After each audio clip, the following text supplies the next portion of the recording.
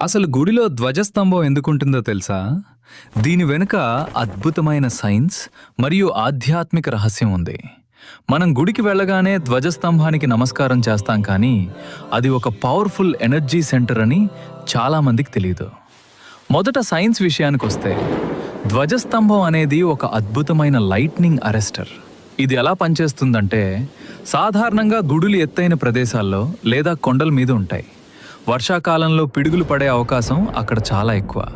ధ్వజస్తంభం పైన ఉండే రాగి లేదా పంచలోహపు కవచం ఆ భయంకరమైన పిడుగును తన వైపుకు లాక్కుంటుంది.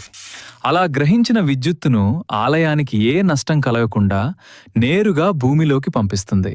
అంటే మన పూర్వీకులు కొన్ని వందల ఏళ్ల క్రితమే పిడుగుల నుండి ఆలయాన్ని కాపాడే టెక్నాలజీని కనిపెట్టారు.